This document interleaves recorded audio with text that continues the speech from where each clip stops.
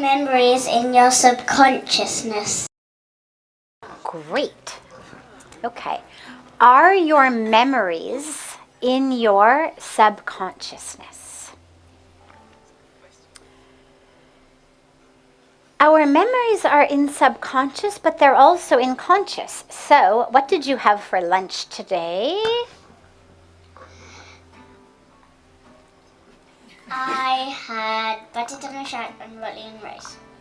Okay. Now, I didn't have to hypnotize you for you to remember that, did I? And what did you have for breakfast? I had a cookie cereal with milk. Oh. Not from Ram Krishanji, I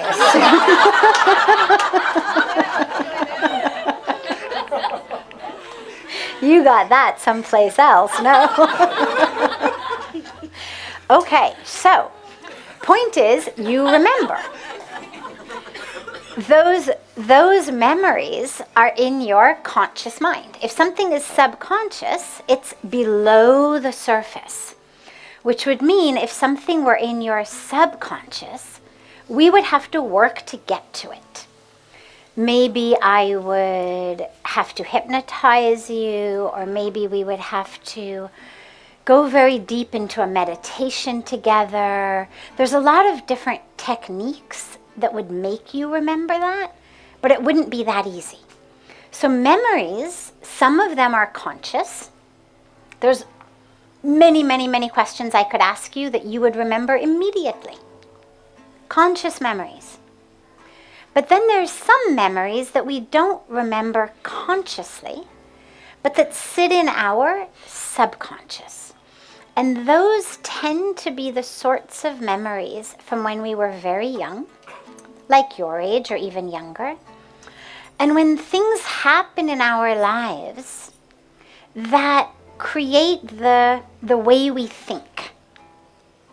And so let's say, for example, that someone was not as lucky as you and not as fortunate as you are to have such a loving, wonderful family and have everything that you need.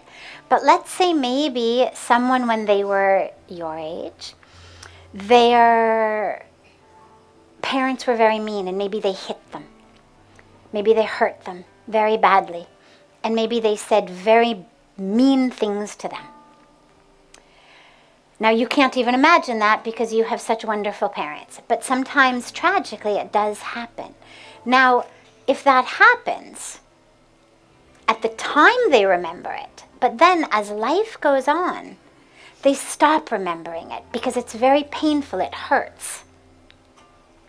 But then, as they get older, and they feel very depressed, or they don't have good friendships, or they don't have people who love them, and they don't know how to love other people. That's going to be because in their subconscious, that they're not even aware of, they feel like they are not good enough. They feel like they are not worthy of love because nobody gave them love then. And if somebody tells you, you're bad, you're stupid, you're worthless, or just hits you so that you feel bad and worthless and horrible, no matter how hard you try, they hurt you, then inside you, you think, oh, I must be bad. There's nothing I can do that's good enough. And that goes into my subconscious. And then in my life,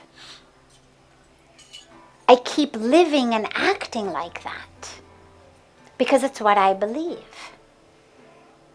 And that's why it's so important to see what's in our subconscious, to bring it conscious, so that we can look at it.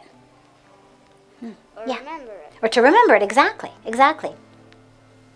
If we can make you remember it, then we can look at it. It's like, have you ever had a bad boo-boo and your mom or dad put a Band-Aid on it? Well, I did scrape a bit of skin off my knee. Okay, so sometimes when we get a boo-boo, and like on your knee, first we cover it because it's a wound and we have to protect it in the very beginning. But then, once it's been protected for a little while, it's actually very important to open it and to give it some fresh air, maybe even some sunshine, so that it can dry up in there and can heal properly. You don't want to keep it all the time, otherwise then the skin never heals if it doesn't get any air. And the same thing happens in our hearts. When we get hurt like that in the very beginning, especially if we're children, we cover it all up like that because it's very, very painful and very hurtful. But then as we grow, you don't want to keep it all the time covered up like that, because then it can't heal. And then it gets all like, when skin has been wet for too long and it's all wrinkly and you can't really feel anything and the color's all bad and stuff.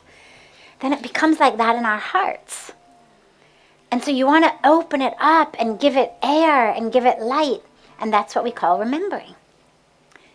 And then we can look at it and it can heal and we can heal it. So that's when we bring things from subconscious to conscious, is when we remember them.